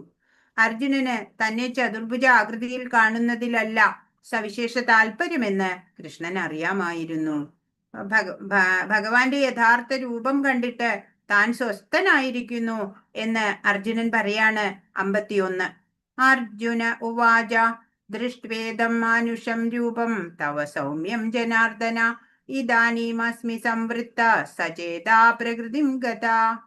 കൃഷ്ണനെ ഇങ്ങനെ സ്വന്തം രൂപത്തിൽ കണ്ടപ്പോൾ അർജുനൻ പറഞ്ഞു, ജനാർദ്ദന, അങ്ങയുടെ അത്യന്ത സുന്ദരമായ ഈ മാനുഷിക ആകാരം കണ്ടിട്ടിപ്പോൾ ഞാൻ മുൻമട്ടിലായി. എന്റെ മനസ്സ് ശാന്തമായി. ഇപ്പൊ എന്തായി? ഇപ്പൊ ഒരു വ്യാമോഹമില്ല, ഭയപ്പാടില്ല, ഒന്നുമില്ല അല്ലെ. ഭഗവാൻ മുമ്പത്തെ രൂപത്തിലേക്ക് തന്നെ മാറിയപ്പോ സ്വസ്ഥനായി അർജുനൻ, സമാധാനായി ഇപ്പോ അർജുനന്. കൃഷ്ണൻ വെറുമൊരു മനുഷ്യനാണെന്നും അദ്ദേഹത്തിലുള്ള നിർഗുണ ബ്രഹ്മമാണ് ഗീത ഉപദേശിക്കുന്നതെന്നും ഊന്നി പറയുന്നവർ വായനക്കാരെ വഴിതെറ്റിക്കുകയാണെന്നും അത് ഏറ്റവും വലിയ അനീതിയാണെന്നും ഭഗവത്ഗീത വ്യക്തമാക്കുന്നു. വിശ്വരൂപവും ചതുർഭുജനായ നാരായണ രൂപവും കൈക്കൊണ്ട കൃഷ്ണനെ എങ്ങനെ ഒരു സാധാരണ മനുഷ്യൻ എന്ന് പറയാം? നമുക്ക് എല്ലാവർക്കും മനസ്സിലായി ഭഗവാന്റെ സർവജ്ഞത്വം അല്ലെ, അചിന്ത്യമായിട്ടുള്ള ശക്തി വിശേഷങ്ങള് എല്ലാം മനസ്സിലായി. പകൽ വെളിച്ചം പോലെ വ്യക്തമാണ് ഭഗവത്ഗീതയിലെ ഉപദേശങ്ങൾ. മൂഢന്മാരായ ഭാഷ്യകാരന്മാരുടെ ദീപനാളങ്ങൾ അവയ്ക്ക് ആവശ്യമില്ല. നിന്നോടുള്ള സ്നേഹാധിക്യത്താലാണ് ഞാനിത് കാണിച്ചു തന്നത് എന്ന് ഭഗവാൻ പറയാണ്. 52. ശ്രീ ഭഗവാനുവാച സുദുർദർശമിതം രൂപം ദൃഷ്ടവാനസി യന്മമ ദേവാ അപ്യസ്യ രൂപസ്യ നിത്യം ദർശനകാംക്ഷിണ. ഭഗവാൻ പറഞ്ഞു, പ്രിയ അർജുന, നീ ഇപ്പോൾ കണ്ടുകൊണ്ടിരിക്കുന്ന എന്റെ ഈ രൂപം കാണുവാൻ ഏറെ പ്രയാസമുള്ളതാണ്. ദേവന്മാർക്കു പോലും ഈ പ്രിയതരമായ രൂപത്തെ കാണാൻ അവസരം പാർത്ത് കഴിയാണ്. അപ്പൊ ഈ രണ്ട് കൈകളുള്ള രൂപമുണ്ടല്ലോ, ആ ശ്യാമസുന്ദര രൂപം സൗമ്യ ഗോപരൂപ് എന്ന് ഗോപികമാര് പറയണ ആ രൂപം ഉണ്ടല്ലോ, അത് കാണാൻ അത്രയ്ക്ക് എളുപ്പല്ല. അത്ര ശുദ്ധ ഭക്തർക്ക് മാത്രാണ് ഇത് കാണാൻ സാധിക്കുള്ളൂ എന്നാണ്.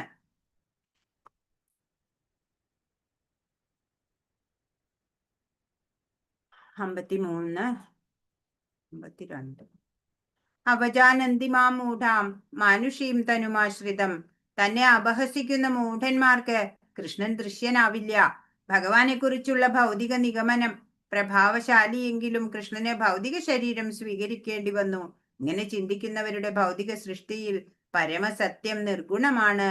അല്ലെ, ഭഗവാൻ അങ്ങനെ അന്തരംഗ ശക്തി കൊണ്ട് ഭഗവാൻ എങ്ങനെ വേണോ അങ്ങനെ അവതരിക്കാൻ സാധിക്കും. ഭഗവാന്റെ ആ ശക്തി വിശേഷങ്ങൾ അറിയാത്ത മൂഢരാണ് ഭഗവാനെ വെറും ഒരു മനുഷ്യനായിട്ട് അല്ലെ കൃഷ്ണനായിട്ട് അവതരിച്ചപ്പോഴും മനസ്സിലാക്കിയത്.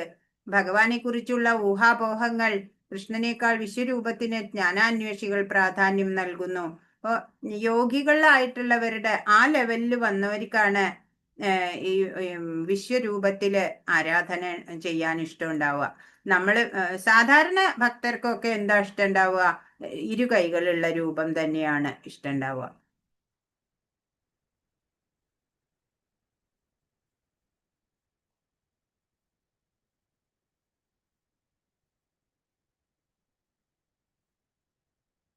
ഹരേ കൃഷ്ണ. ഈ ദർശനം എളുപ്പമല്ലാതിരിക്കാനുള്ള കാരണം എന്താണ്? അതാ ഇവിടെ 53 പറയുന്നത്. നാഹം വേദേർന തപസ ന ദാനേന ജിജ്ഞയാ ശക്യേവം വിധോ ദ്രഷ്ടും ദൃഷ്ടവാനസി മാം യഥാ. അതീന്ദ്രിയ ദൃഷ്ടിയാൽ നീ കാണുന്ന ഈ രൂപം വേദാധ്യയനം കൊണ്ടോ തപശ്ചര്യ കൊണ്ടോ ദാനയജ്ഞാദികളാലോ കൈവരാവുന്നതല്ല. അവയൊന്നുകൊണ്ടുമല്ല എന്റെ ഈ യഥാർത്ഥ രൂപം ഒരാൾക്ക് പ്രത്യക്ഷമാവുന്നത്. അപ്പോ ഈ രൂപം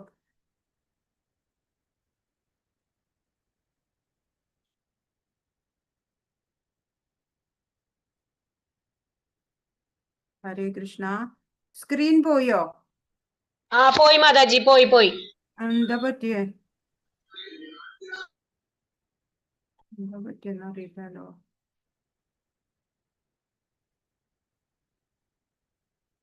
എനിക്ക് മനസ്സിലാവുന്നു.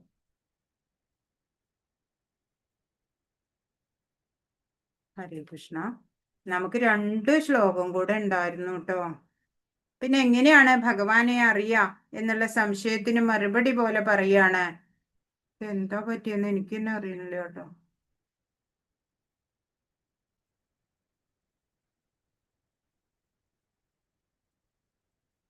ഭക്ത്യാ ത്വനന്യയാ ശക്യ അഹമേവം വിധോർജുന ജ്ഞാതും ദ്രഷ്ടും ച തത്വേന പ്രവേഷ്ടും ച പരം തപാ. പറയാണ്, പ്രിയപ്പെട്ട അർജുന, എന്നിൽ ഏകാഗ്രമായ ഭക്തി കൊണ്ട് മാത്രമേ എന്നെ ഇപ്പോൾ കാണുന്ന മട്ടിൽ നേരിട്ട് കാണാനും അറിയാനും സാധിക്കൂ. ഈ മാർഗത്തിൽ കൂടി മാത്രമേ എന്റെ നിഗൂഢതയിലേക്ക് പ്രവേശിക്കാൻ പറ്റുള്ളൂ. അപ്പൊ ഈ 2 ഭുജങ്ങള് ആയിട്ടുള്ള ഈ രൂപമാണ് ഭക്തർക്കൊക്കെ ആത്മീയതയിലേക്ക് ഭഗവത് പാദം പോകാനുള്ള ഒരു മാർഗം. ഇപ്പൊ ചാതക പക്ഷിയുണ്ട്, ഒരു പക്ഷി. അത് മഴവെള്ളം മാത്രമേ കുടിക്കുള്ളൂ. ഗംഗ, യമുന അതിലത്തെ ഒന്നും വെള്ളം വേണ്ട. അതല്ല ഫിൽട്ടർ വാട്ടർ, ബിസ്ലേരി ഇതൊന്നും കുടിക്കില്ല. മഴ പെയ്യുമ്പോഴ് നേരിട്ട് കുടിക്കുകയാണ് ചെയ്യുക. ഇതേപോലെയാണ് ഗോപികമാര്. അവര് കൃഷ്ണന്റെ ഉണ്ടല്ലോ ശ്യാമസുന്ദര രൂപത്തിനെ മാത്രമേ അവർക്ക് കാണാൻ താല്പര്യമുള്ളൂ. ഭഗവാന് അനന്തമായിട്ടുള്ള രൂപങ്ങളൊക്കെ ഉണ്ട് അല്ലെ. അവർക്കോ ഗോവിന്ദൻ, മുരളീധരൻ അത് മാത്രമേ അവർക്ക് അറിയുള്ളൂ. ശ്യാമ ഗോപരൂപ് അതാ അവര് പറയാ. അതാണ് അവർക്ക് താല്പര്യം കാണാനും. ആര് ആയിരുന്നാലും എല്ലാവർക്കും പ്രോബ്ലംസ് ഉണ്ടാവും അല്ലെ. ഈ ലോകം ആരെയും വെറുതെ വിടില്ല. അപ്പൊ അതൊക്കെ നമ്മൾ മന്ദസ്മിതത്തോടെ നേരിടുക. അതെങ്ങനെ നേരിടണം എന്നുള്ളത് കാര്യം നമ്മുടെ കയ്യിലാ അല്ലെ. ഇപ്പൊ ഒരു പർവ്വതം കയറണം എന്നുണ്ടെങ്കില് കരഞ്ഞുകൊണ്ട് എന്തിനാ കയറണേ അല്ലെ, സന്തോഷത്തോടെ കയറുക. അപ്പൊ എളുപ്പത്തിലെത്താം. ഈ ഭൗതിക ജീവിത വേളയില് പല വേദനകളൊക്കെ വന്നു എന്ന് വരാം അല്ലെ. അതിനെയൊക്കെ സധൈര്യം നേരിടണം നമ്മള്. പഞ്ചഭൂത അല്ലാത്തത് ഒന്നും തന്നെ ഇവിടെ ഇല്ല. അതിനാലാണ് പ്രപഞ്ചം എന്ന് പറയണേ, പഞ്ചഭൂതാത്മകമായതുകൊണ്ട്. അപ്പൊ ചിന്ത പോലും അവിടെ ഒരു നാമവും രൂപവും ഉണ്ടാവും ചിന്തയില്, അതും പഞ്ചഭൂതാണ്, എല്ലാം പഞ്ചഭൂതാത്മകമായിട്ടുള്ളതാണ്. അപ്പൊ എസെൻഷ്യൽ ആയിട്ടുള്ള ഹാപ്പിനെസ് എന്ന് പറഞ്ഞാൽ എന്താ? ഉറങ്ങുമ്പോ അല്ലേ, സുഖമായിട്ടൊന്ന് ഉറങ്ങി എന്ന് പറയും. ചിന്തയില്ലാത്ത സമയാണത്. ഉള്ളിലെ സുഖം അത് എവിടെയായിരിക്കണത്? ചിന്താരഹിതമായ മനസ്സിലാ, അല്ലേ? ഇപ്പൊ ഈ നമ്മള് ചിന്തകളൊക്കെ കുറയ്ക്കുമ്പോഴാണ് നമ്മുടെ ചിത്തം ശുദ്ധമാവണത്. അപ്പോഴാണ് നമുക്ക് എപ്പോഴും ഭഗവാനെ തന്നെ കാണാൻ സാധിക്കണത്. അപ്പൊ ഇനി അനന്യഭക്തി എന്നാൽ എന്താണ് എന്നാണ് 55-ാമത്തെ അവസാനത്തെ ശ്ലോകം പറയുന്നത്. മത്കർമ്മകൃന്മത് പരമോ മദ്ഭക്ത സംഗവർജിത നിർവൈര സർവഭൂതേഷു യസമാമേതി പാണ്ഡവ. പ്രിയ അർജുന, എന്റെ ശുദ്ധ സേവനത്തിൽ ഏർപ്പെട്ടിരിക്കുന്ന കാമ്യകർമ്മങ്ങളുടെയോ ഊഹാപോഹങ്ങളുടെയോ മാലിന്യം കൂടാതെ എനിക്ക് വേണ്ടി കർമ്മം ചെയ്യുകയും എന്നെ ജീവിതത്തിന്റെ പരമലക്ഷ്യമായി കരുതുകയും സർവഭൂതങ്ങളോടും സുഹൃദ് രൂപേണ പെരുമാറുകയും ചെയ്യുന്ന ഭക്തൻ നിശ്ചയമായും എന്നെ തന്നെ പ്രാപിക്കും. ഭഗവാനെ പ്രാപിക്കാനുള്ള 5 ടിപ്സ് പറഞ്ഞു തന്നിരിക്കുക ഭഗവാൻ. 5 കാര്യങ്ങൾ ചെയ്യൂ, എല്ലാവർക്കും എന്നെ പ്രാപിക്കാം. എന്തു വേണം? ഒന്നാമത്തെ, എല്ലാ കർമ്മവും ഭഗവാന്റെ പ്രസന്നതയ്ക്കായിട്ട് ചെയ്യണം. രണ്ടാമത്, സുപ്രീം ലോർഡ് ഹെഡ് എന്നുള്ള ഭഗവാന്റെ പൊസിഷൻ ഉണ്ടല്ലോ, ആ സ്റ്റാറ്റസ് അത് വ്യക്തമായിട്ട് മനസ്സിലാക്കണം. മൂന്നാമതോ, ഭഗവാന്റെ ഭക്തനാവണം. നാലാമതോ, ഈ ഭൗതിക ബന്ധനങ്ങൾ ഉണ്ടല്ലോ അതൊക്കെ ഒന്ന് ഒഴിവാക്കുക. ഈ മെറ്റീരിയൽ അറ്റാച്ച്മെന്റ്സ് ഒക്കെ പതുക്കെ പതുക്കെ വിട്ടുകളയുക. പിന്നെയോ, ആരോടും പകയില്ലാണ്ട് ജീവിക്കുക, എല്ലാ ഭൂതജാലങ്ങളോടും ദയ ഉണ്ടാവുക. അത്രേ ചെയ്യണ്ടു. ആ 5 കാര്യങ്ങൾ ചെയ്താൽ മാത്രം മതി ഭഗവാനെ പ്രാപിക്കാം. അതാണ് ഈ 55-ാമത്തെ ധന്യമായിട്ടുള്ള ഉജ്ജ്വലമായിട്ടുള്ള ശ്ലോകം നമുക്ക് പറഞ്ഞു തരുന്നത്. അതെല്ലാരും ബൈഹാർട്ട് പഠിക്കാൻ സാധിക്കുമെങ്കിൽ പഠിക്കാം. അപ്പൊ ഈ ലോകത്തിലെ എല്ലാം ഞാൻ തന്നെയാണ് എന്ന് ഈ വിശ്വരൂപത്തിലൂടെ ഭഗവാൻ പറഞ്ഞു തന്നു. താൻ ആരെയെല്ലാം വധിക്കാൻ ഉദ്ദേശിച്ചോ അവരെല്ലാം ഭഗവാന്റെ വായിലേക്ക് ഇങ്ങനെ കടന്നു കാണിച്ചു തന്നു. അവരുടെ ശിരസ്സുകളൊക്കെ ചതഞ്ഞരയണു. താൻ കാലസ്വരൂപമാണ്, നീ വെറുമൊരു നിമിത്തമാണ് എന്ന് അർജുനനോട് പറഞ്ഞു. നിന്നോട് സ്നേഹ ആധിക്യത്താലാണ് ഞാനിപ്പോ ഇത് കാണിച്ചു തന്നത്. ദേവന്മാർക്ക് പോലും ദുർലഭമായിട്ടുള്ള ദൃശ്യമാണിത് എന്ന്. പിന്നെയോ ഒടുവിലത്തെ ശ്ലോകത്തിൽ എന്താ പറഞ്ഞത്? അനന്യ ഭക്തി കൊണ്ട് മാത്രമേ ഭഗവാനെ ലഭിക്കുള്ളൂ എന്നും പറഞ്ഞു തന്നു. അപ്പോ ഭഗവാന്റെ ആ വിശ്വരൂപ ദർശനം എന്നുള്ള ആ മഹനീയമായിട്ടുള്ള അധ്യായം നമ്മൾ കണ്ടു കഴിഞ്ഞു അല്ലേ? അപ്പോ 55-ാമത്തെ ശ്ലോകം ഏറ്റവും പ്രധാനപ്പെട്ടത്. എല്ലാവരും പഠിക്കാൻ ശ്രമിക്കുക. 8 മിനിറ്റ് സമയമുണ്ട്. അപ്പൊ ചോദ്യോത്തരങ്ങൾ നോക്കുകയാണോ? എന്താ ചെയ്യണേ? കഥ പറയണോ? മാതാജി ചോദ്യോത്തരം പറഞ്ഞിട്ട് പറയാം മാതാജി. അതെ, ചോദ്യോത്തരം നോക്കൂ. എഴുതിയവര് വായിക്കൂ. ഭഗവാന്റെ വ്യാപ്തമായ രൂപം എങ്ങനെയായിരുന്നു അർജുനനെ കാണാൻ ആയത്? എങ്ങനെയാ? ഭഗവാന്റെ വിശ്വവ്യാപ്തമായ എണ്ണമറ്റ കണ്ണുകളും മുഖങ്ങളും എണ്ണമറ്റ അത്ഭുതങ്ങളും അർജുനൻ കണ്ടു. അനേകം ദിവ്യാഭരണങ്ങളാൽ അലങ്കൃതമായ ആ രൂപം അനേകം ദിവ്യ ആയുധങ്ങൾ ഉയർത്തിപ്പിടിച്ചിരുന്നു. ദിവ്യങ്ങളായ പുഷ്പമാല്യങ്ങളും വസ്ത്രങ്ങളും അണിഞ്ഞിരുന്നു. ദിവ്യങ്ങളായ ഗന്ധദ്രവ്യങ്ങൾ ശരീരത്തിൽ പൂശിയിരുന്നു. അത്ഭുതാവഹവും തേജോമയവും അമേയവും സർവ്വവ്യാപകവുമായിരുന്നു ആ രൂപം. 1000 സൂര്യന്മാർ ഒരേ സമയം ഉദിക്കുകയാണെങ്കിൽ ഉളവാകുന്ന പ്രകാശത്തോട് തുല്യമായിരുന്നു ആ വിശ്വാസകരമായ ഭഗവാന്റെ പ്രഭാപൂരം. അതൊക്കെയും ആ ശ്ലോകത്തിന്റെ ഭാവാർത്ഥത്തിലുണ്ട്. അത് അതുപോലെ എഴുതി പഠിച്ചാൽ എല്ലാരും നോട്ട് ചെയ്തു. അടുത്തത് വായിച്ചോ. ഉഗ്രമൂർത്തിയായി മാറിയ കാലസ്വരൂപിന്റെ ദൗത്യം എന്തായിരുന്നു?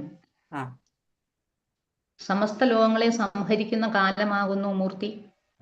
ഈ ജനങ്ങളെ എല്ലാം നശിപ്പിക്കുവാനാണ് ഞാനിവിടെ സന്നിഹിതനായിരിക്കുന്നത്. സന്നിധനൊഴികെ 2 കക്ഷിയിലും പെട്ട യോദ്ധാക്കളെ കൊല്ലുക എന്നതാണ് കാലസ്വരൂപന്റെ ദൗത്യം. എല്ലാവരും നശിക്കും എന്ന് കാണിച്ചു തരികയാണ് ഭഗവാൻ. ഏത് ശ്ലോകാന്നൊന്ന് പറയോ? എത്രാമത്തെ ശ്ലോകത്തിലാണെന്ന് പറയോ? ഒന്ന് പറഞ്ഞു കൊടുക്കോ? മാതാജി ഞാനത് ഇന്നലെ നോക്കി എഴുതിയതാ മാതാജി, മറന്നുപോയി. ശരി ഓക്കെ. നീ ഇന്ന് നോക്കിയപ്പോ നമ്മൾ കണ്ടതല്ലേ? ആ,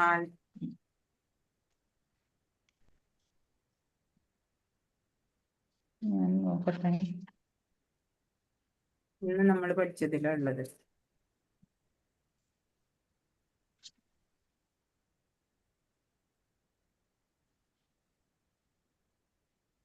വിദിതമായിട്ടുള്ള ആ, അർജുനൻ ശ്രീകൃഷ്ണനോട് എന്തിനാണ് മാപ്പ് ചോദിക്കുന്നത്? അടുത്ത ചോദ്യം.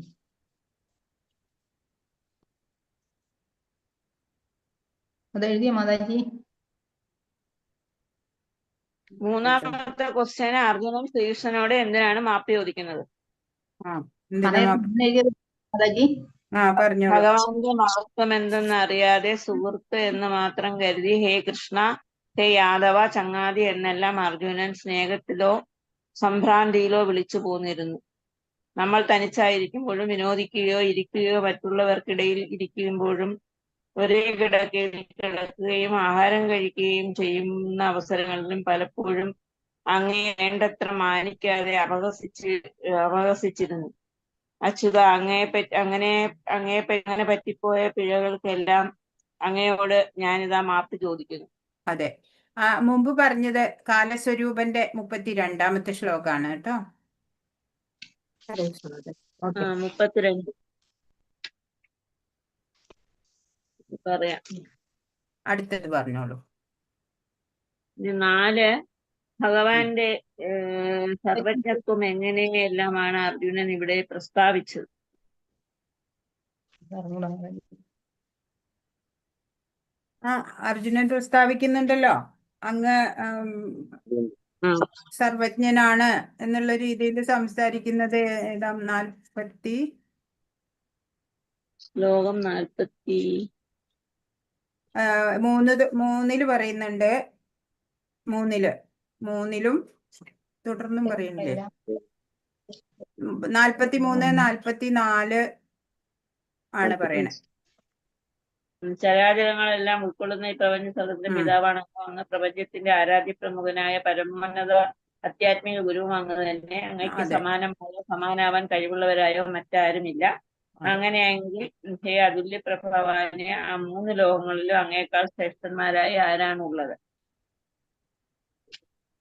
അത് കഴിഞ്ഞിട്ട് 44 സകല ജീവജാലങ്ങൾക്കും ആരാധ്യനായ ഭഗവാനെ, അങ്ങയെ ഞാൻ സാഷ്ടാംഗം പ്രണമിക്കുന്നു. മകന്റെ അത് പിന്നെ ഉദാഹരണ 43 മതി മാഡം. 43 മതി. അത് പറഞ്ഞാ മതി. പിന്നെ സകല ജീവജാലങ്ങൾക്കും ആരാധ്യനുമാണ് ഭഗവാൻ എന്ന് മാത്രമേ. അത് മതി. അടുത്തത് ഭീതിപൂർവമായ വിശ്വരൂപം മറച്ച് ഏത് രൂപം കാണിക്കണം എന്നാണ് അർജുനൻ ആവശ്യപ്പെട്ടത്? 4 കൈകളും 4 കൈകളും ശിരസിൽ കിരീടവും കൈകളിൽ ശംഖുചക്ര പത്മങ്ങളും ഉള്ള ഭഗവാന്റെ രൂപം കാണാനാണ് അർജുനൻ ആഗ്രഹിച്ചത്. 46ാമത്തെ ശ്ലോകം. അതെ. 6 ഭഗവാന്റെ ഏത് രൂപം ദർശിച്ചാണ് അർജുനൻ ശാന്തനായത്? ഭഗവാന്റെ ചതുർഭുജ നാരായണ രൂപവും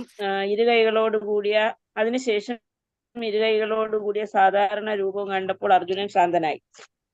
അതെ, അത് 50ാമത്തെ ശ്ലോകം പറഞ്ഞാലും മതി. അർജുനന് ചതുർഭുജ രൂപം കാണിച്ചു, പിന്നീട് ഭീതനായ അർജുനന് ധൈര്യം വരുത്താൻ. അത് 50ാമത്തെ ശ്ലോകത്തിന്റെ. ഇനി ഏത് മാർഗത്തിൽ കൂടിയാണ് ഭഗവാനിലേക്ക് പ്രവേശിക്കാനാകുക? ഏകാഗ്രമായ ഭക്തി കൊണ്ട് മാത്രമേ ഭഗവാനെ ദ്വിഭുജ രൂപത്തിൽ കാണാൻ അറിയാനും സാധിക്കുകയുള്ളൂ. ഈ മാർഗത്തിൽ കൂടി മാത്രമേ ഭഗവാന്റെ നിഗൂഢതയിലേക്ക് പ്രവേശിക്കാൻ കഴിയൂ. 54 ശ്ലോകം. ആരാണ് ഭഗവാനെ പ്രാപിക്കാൻ യോഗ്യൻ? അത് 55ാമത്തെ. പരിശുദ്ധ ഭക്തിയുത സേവനത്തിൽ ഏർപ്പെട്ടിരിക്കുന്ന 55ാമത്തെ ശ്ലോകം. കൂടാതെ ഭഗവാന് വേണ്ടി കർമ്മം ചെയ്യുന്നവർ ഭഗവാനെ ജീവിതത്തിന്റെ കാമ്യകർമ്മങ്ങളുടെയോ ഊഹാഭോഗങ്ങളുടെയോ മാലിന്യം കൂടാതെ ഭഗവാന് വേണ്ടി കർമ്മം ചെയ്യുകയും ഭഗവാനെ ജീവിതത്തിന്റെ പരമലക്ഷ്യമായി കരുതുകയും സർവ്വഭൂതങ്ങളോടും സുഹൃത്ത് രൂപേണ പെരുമാറുകയും ചെയ്യുന്ന ഭക്തൻ നിശ്ചയമായും ഭഗവാനെ പ്രാപിക്കും. ഉം.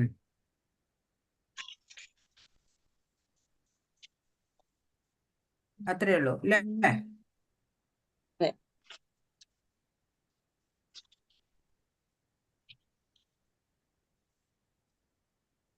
ഹരേ കൃഷ്ണ. അപ്പൊ നിർത്താം അല്ലേ ഇന്ന്? കൃഷ്ണ കൃഷ്ണ ഹരേ ഹരേ, ഹരേ രാമ രാമ രാമ ഹരേ ഹരേ. വാഞ്ചാകൽപതരുഭ്യശ്ച കൃപാസിന്ധുഭ്യേവ ച പതിതാനാം പാവനേഭ്യോ വൈഷ്ണവേഭ്യോ നമോ നമഃ. അനന്തകോടി വൈഷ്ണവ വൃന്ദ കി ജയ്. ശ്രീല പ്രഭുപാദ് കി ജയ്. ഗുരു മഹാരാജ് കി ജയ്. ഹരേ കൃഷ്ണ. അപ്പൊ എല്ലാവർക്കും നന്ദി. നന്ദി നാളെ മാതാജി. നാളെ കാണാം. പ്രണാമം. ഹരേ കൃഷ്ണ.